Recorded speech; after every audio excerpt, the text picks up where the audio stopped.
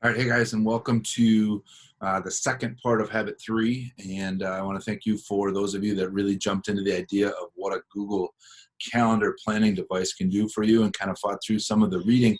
One of the things I love about this book is it really has this mind of really speaking to teenagers as to what's the best. So let me recap a little bit about what was in the first half of Habit 3, and then we're going to talk a little bit about kind of how do we play these out in our own lives today.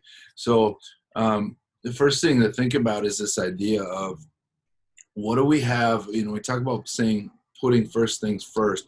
What do we have to do right now, and what can we leave for later? And I think these two things are really, really invaluable and really important to you to think, how do you do this where you can prioritize what's really important for you? And there's probably some of you that are going, you know what, Mr. Chapin, I don't want to do this. Like, I want to live in the moment.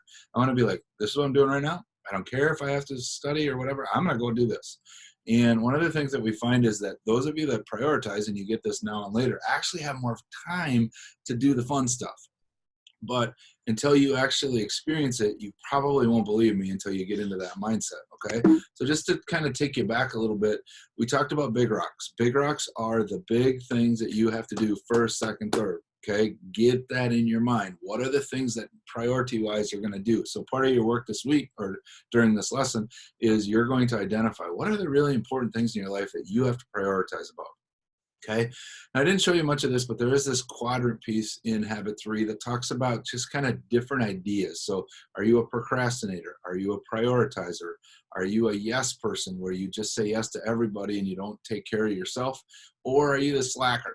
Okay, now I'm guessing in this distance learning thing, we tend to find this role of slacker. I don't like that very much, but I get why it happens, and I'm pushing you. I'm trying really hard to get you out of that.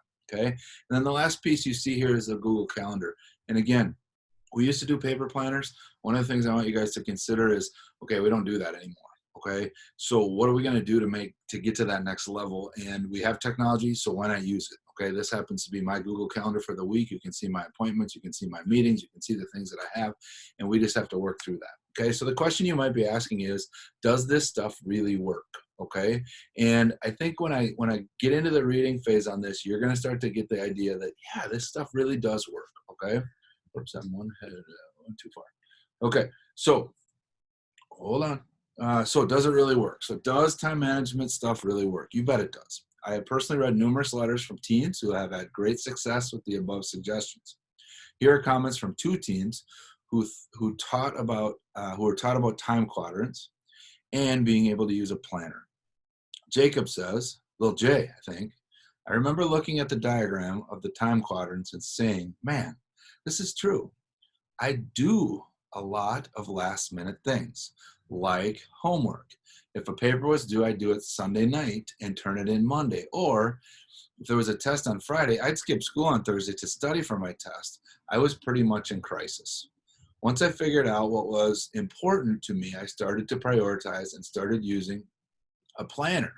If I wanted to go fishing, I would say, well, the other thing is more important. I'll do that first, and then maybe tomorrow I'll have the whole day to fish.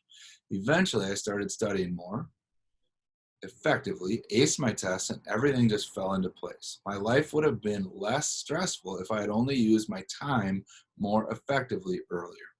And then there's a student like Brooke that says, my stress level has decreased because I am no longer constantly trying to remember what I have to do a few days ahead. Now I can just pull out my schedule and I'm all set. When I get in a bad mood and stressed out, I look at my schedule and realize that I have time to do everything, especially the things just for me. One of the few things that can't be recycled is wasted time. So make sure you treasure each moment. In the words of Queen Elizabeth on her deathbed, all my possessions for one moment of time. Would you give all your possessions just to have a little bit more time? So the other half, time management isn't all there is to Habit 3. It's only half of it. The other half is learning to overcome fear and peer pressure. It takes courage and guts to stay true to your first things, like your values and your standards, when the pressure is on.